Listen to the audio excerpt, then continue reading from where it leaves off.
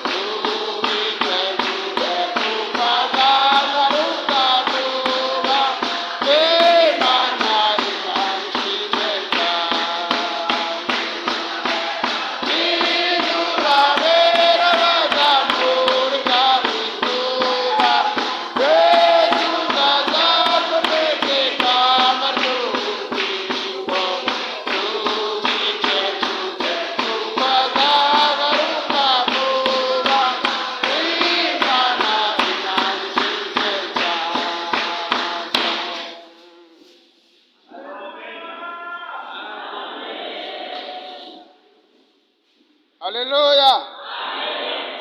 Abantu dasanzwe tuziranye amazina yanjye nitwa Habakwizera Jean Bosco. Ndi umukristo wa hano, ndi umuririmbyi muri Chorale Genesis. Ndi umusore. Ndashimira Imana yuko yongeye kunyemerera ko tubana Abantu ba hano muri Nibature twirukanaga ku munsi wo kuwa kane, twagiranye ibihe byiza. Ndashima Imana yo kongeye kunyemera yuko nongera guhagarara hano hantu. Amen. Imana ishimwe cyane. Reka dusome ijambo ry'Imana, cyangwa tuganiraho hamwe n'uyu muririmbyi. Turarisanga mu butumwa bwiza bwa Yohana. Ubutumwa bwiza ko bwanditswe na Yohana.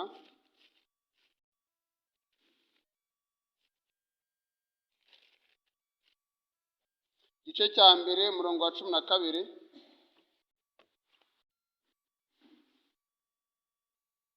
Ubutumwa bwiza bwa Yesu ko bwanditswe na Yohana, igice cya mbere umurongo wa 12, ipaji ya 93 y'isezerano rishya. Kwa afite Bibiliya nk'izi zanjye, paji ya 93 mu isezerano rishya. Ijambo ratubwiye, ndizera abantu wese mwahageze. Ijambo ratubwiye ngo icyakora abamwemeye bose bakizera izina rye, yabahaye ubushobozi bwo kuba abana b'Imana. 13 aravuze ngo abo ntibabyawe n'amaraso cyangwa n'ubushake bw'umubiri cyangwa n'ubushake bw'umugabo, ahubwo babyawe n'Imana. Amen. Haleluya. Haleluya. Ijambo numva Imana ashyize ku mutima wanjye muri kino gitondo ni ijambo ryitwa kuvuka bwa kabiri no kuvukira mu gisekuru gishya. Sinzi niba turi buze kubyumva, akenshi twagiye twatizwa akatwigisha kuvuka bwa kabiri, ariko noneho tugiye kongera tuganire turebe abantu bavutse bwa kabiri amahirwe bafite, kuko namaze kumenya neza, nsobanukirwa neza yuko abakristo cyangwa abantu bitwa abana b'Imana baba baravutse ariko bakavuka kabiri. Bivuze ngo ikivuze ngo waravutse kuri papa wawe na mama wawe, ariko wamara gukura ukongera kuvuka bwa kabiri. Haleluya. Hanyuma muri 35 yarimbye aravuga ngo Yesu wangize kuba umuvandimwe we. Imana ishimwe cyane. Haleluya. Ngo ni Yesu wangize kuba umuvandimwe wiwe. Imana ishimwe cyane. Kandi ko nshaka yuko tuzaganiraho cyane hamwe na runo jambo, twarangiza tugasenga Imana. Ubu ngubu twebwe twicaye hano, turi abavandimwe ba Yesu. Murabyemera se?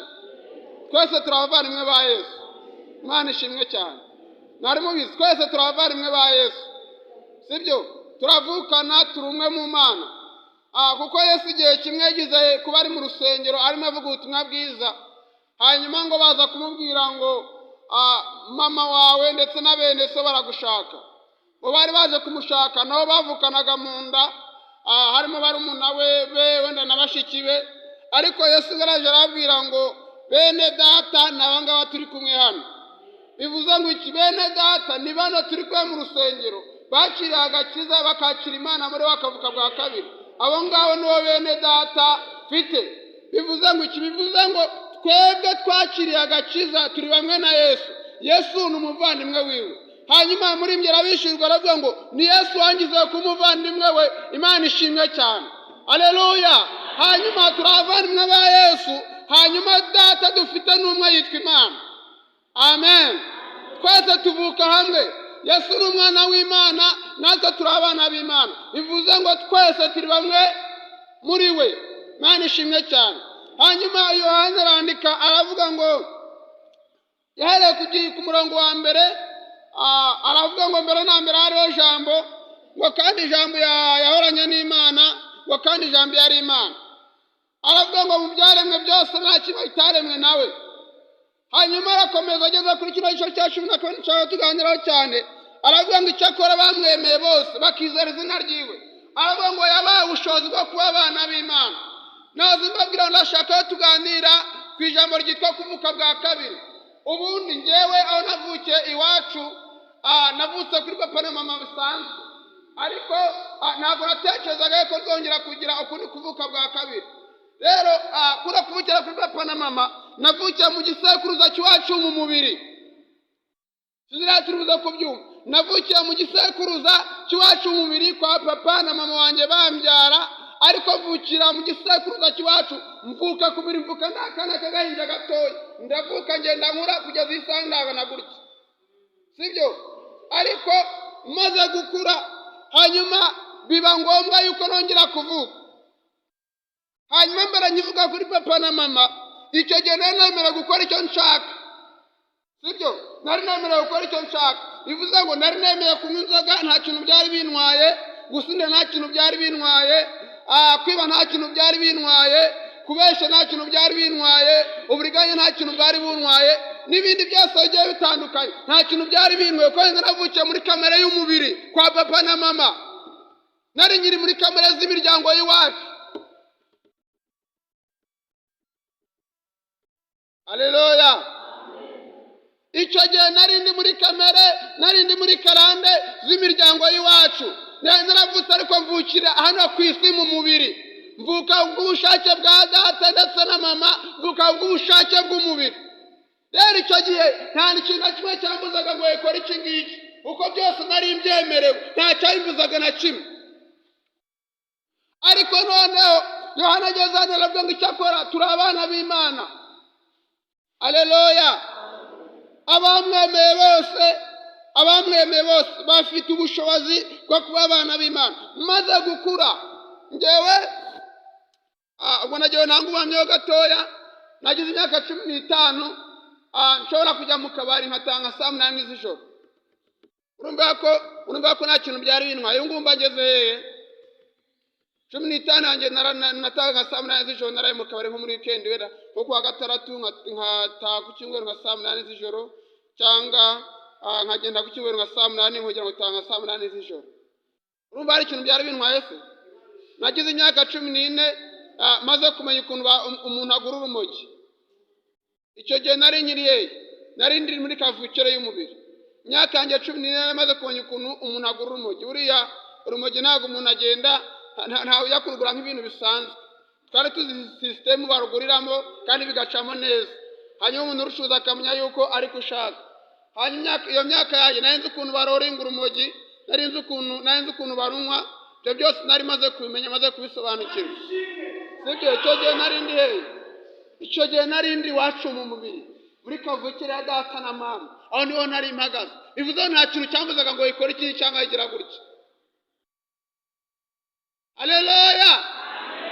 Ariko Yesu aritegereza asanga ni ngombwa yuko nongera kuvuka bwa kabiri, hinjira mu kindi gisakuruza cyangwa hinjira mu wundi muryango w'abana b'Imana. Haleluya. Nibyo Pawulo yandikiye itorero rya Efeso igice cya 1 arabwira ngo namwe yarabazuye, mwebwe yarapfuye muzi ibyaha n'ibicumuro, aravuga ngo ubuntu nibwo bwabakijije. Nasa murumva nari narapfuye, nasa ubu ngumba ngeze hehe? Mbasa gute? Mbameze gute? Ibaza naragize 10 nkora ibintu nk'ibyo ngibyo, ubu ngubu se mbansa gute?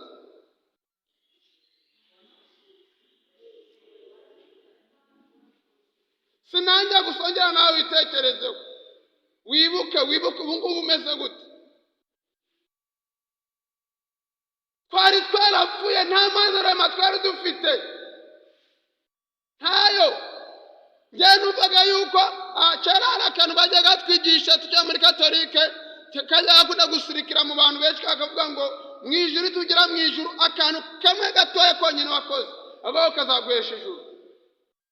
Numvaga ko nzabona ijuru, navuga ntabwo nzabura n'umwana mu ishuri natije ikaramu, nubaye ibyo ngibyo bizanjyana mu ijuru. Ariko mu by'ukuri iyo ngiyo yari imyumvire yari ipfuye. Amen.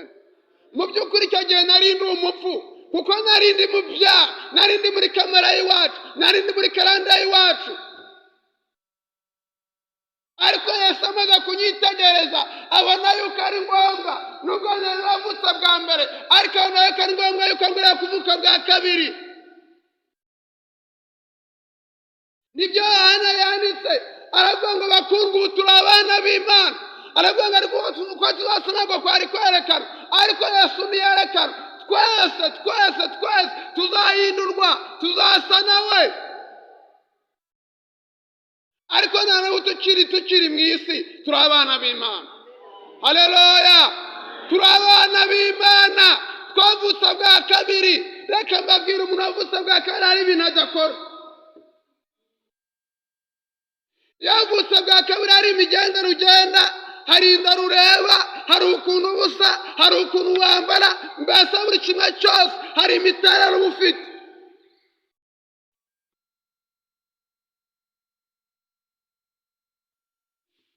Amen.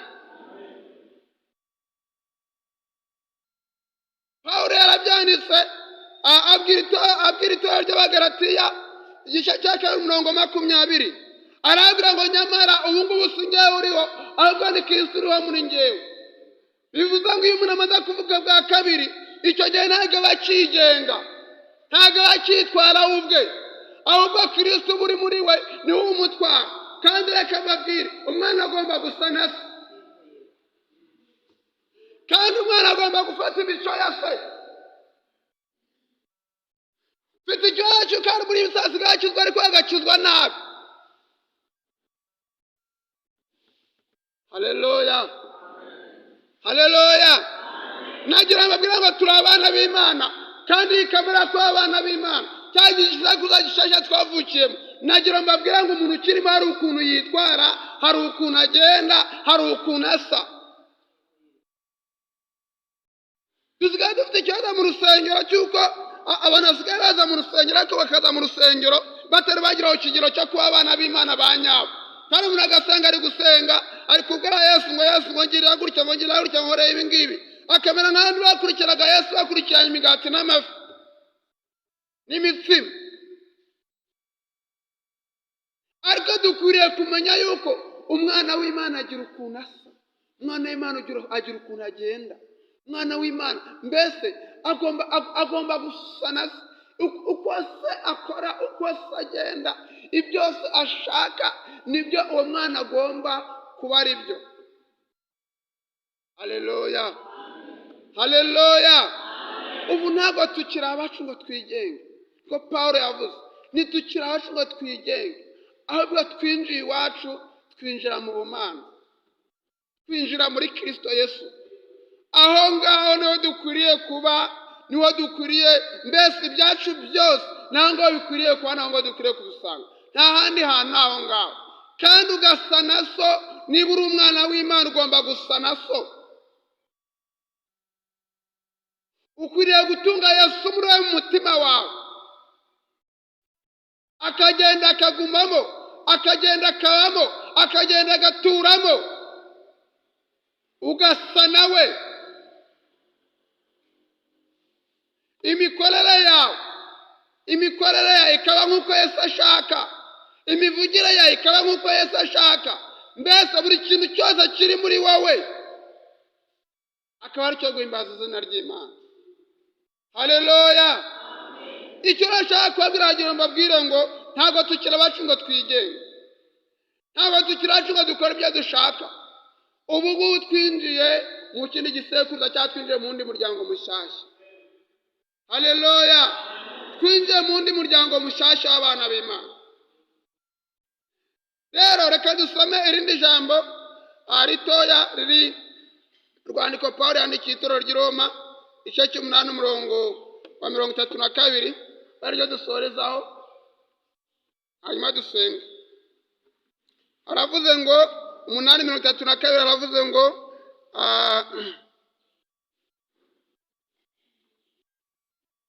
itorero ry'i Roma 8:32, aravuze ngo mbese ubwo itimanye umwana wayo ikamutanga ku bwacu twese, izabura ite kumuduhana n'ibindi byose. Amen.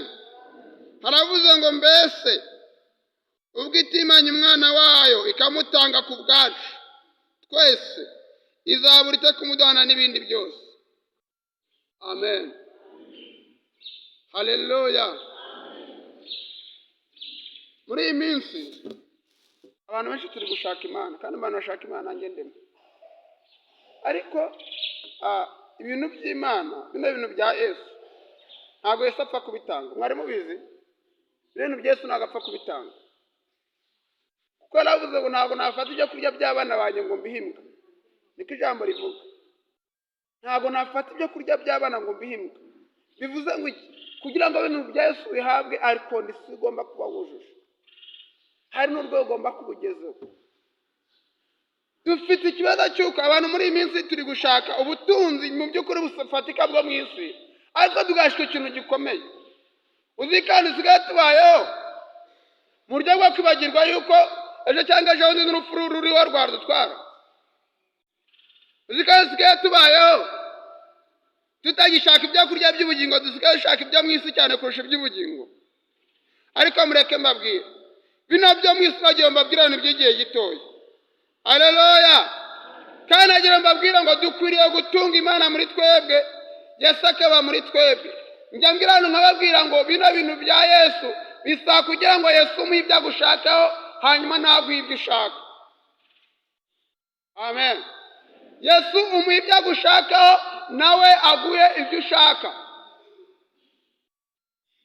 Bisaba kugira ngo umuhe, kuko yarakubwira ngo agira gutya. Hanyuma numara kugira gutya, nanjye ndagira gutya. Amen.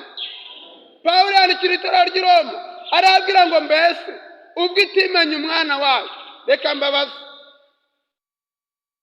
Uyu mubyeyi wanjye ufite umwana wawe, reka tuvuge ufite umwana wawe w'imfura, iyo waba ufite n'abandi nta kibazo.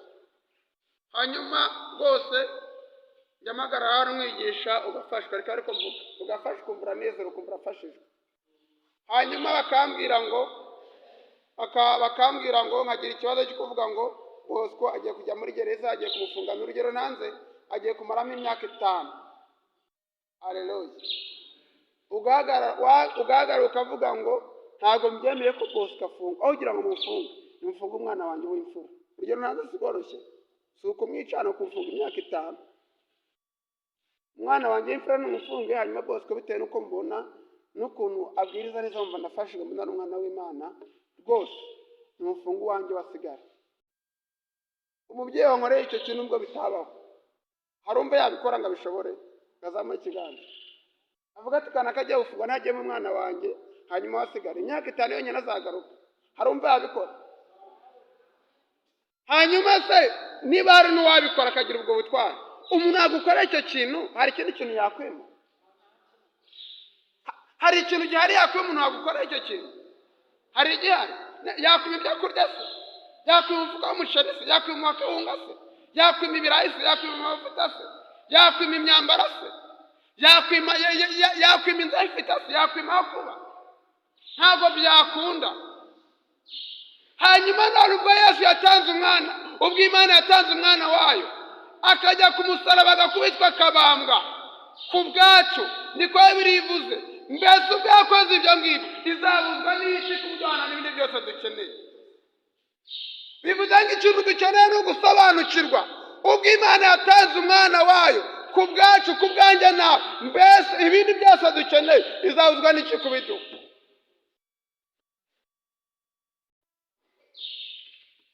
Haleluya! Haleluya! Nagira babwira ngo muri Yesu hari ibintu byose, sibyo? Depo n'abanyitagishomeri itagishiramo ibintu ni depo ya Yesu. Mwari muzi ko depo ya Yesu no muri coronavirus mu gihe abantu bavuga ngo bashiriwe, yavuga ngo biruzi.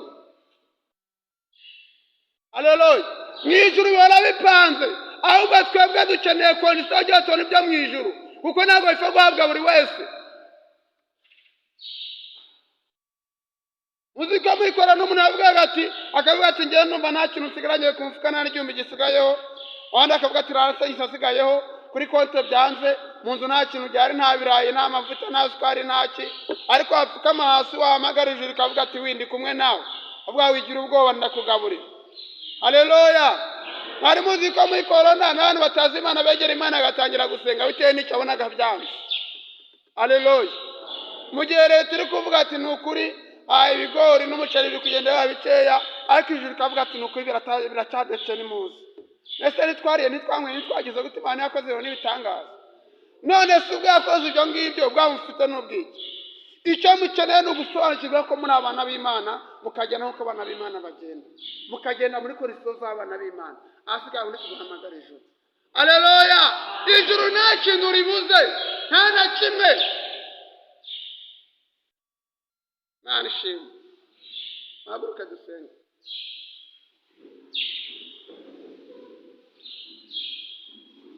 tugiye gusenga Imana, twinginga Imana, tuyibwire Imana ikomeye ya Israheli yongere dushoboze guhishurira. Mwari muzi ikintu gikomeye, Petero Yesu yicarana n'abigishwa be n'intumwa ze, arazibaza ngo mbese mubona ndinde?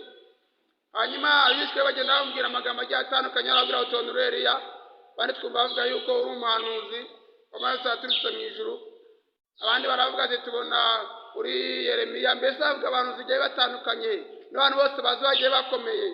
Hanyuma Yesu arangije arababwira ngo mbese mwebwe munyita nde? Nabo bavuga bene nk'ibyo ngibyo. Hanyuma Petero ari muri bo ngo arahishurirwa, akorwa ku maso, ngo aravuga ngo njyewe hari ukuntu nkubona. Araje avuga ikintu gikomeye, aravuga ngo njyewe nkwitegereje, aravuga ngo uri Kristo umwana w'Imana. Ako kanya Imana Yesu ahita abona Petero ntabwo arabivuze, ahubwo Petero agize guhishurirwa Imana. Haleluya! Muri kino gitondo ngiye gusengera Imana, Imana yongere kwihishurire mu mwana bwayo, Imana yongere ikwihishurire, yongere ibone mu izina rya Yesu. Haleluya! Tugiye gusenga Imana, Imana yongere ihishurire abantu bayo nk'uko bikwiriye, Imana yongere igaragariza abantu bayo. Kandi nababwiye ngo icya mbere Yesu adukenewe ni agakiza no kugendera mu muryango w'Imana nk'uko abana b'Imana bagenda, nuko hasi ibindi byose Yesu arabifite. Turagushimiye Imana yacu nziza, tugushimiye kuri Imana yo kwizerwa, tugushimiye kuri Imana y'imbaraga, uri Imana ishoboye byose Mwami, uri hejuru ya byose, rero urakiranuka, ufite imbaraga, ufite ubutware, ufite ubushobozi. Muri wowe Mwami nta cyakiguhangara, kandi Uwiteka ujya wishura abantu bawe Mwami. Ndasengera abantu bawe muri kino gitondo, reka wongere ubihishurire Mwami, wongere wishura ubwoko bwawe, wongere wishura abagaragu bawe, wongere wishura abaja bawe Mwami.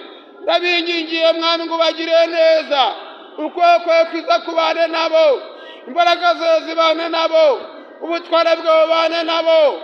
Ndasabye lesitide bonewa, baragaze umwuka wera w'Imana, wongere ubagendere Mwami, agakiza k'Imana no guhishurirwa Mwami. Bamwe turi mu gisekuruza cy'Imana, turi muri kamera y'Imana, turi bacu umuryango w'abana b'Imana.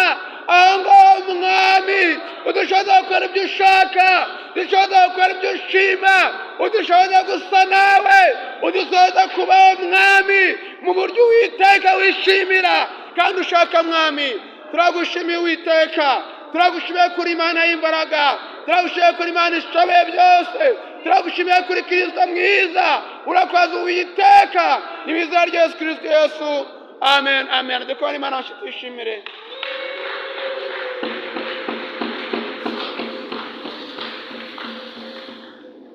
Mwana bamugisha mu izina rya Yesu.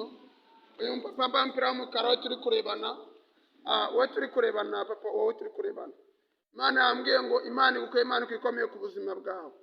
Imana yambwiye ngo irakurengeye muri kino gitondo mu izina rya Yesu.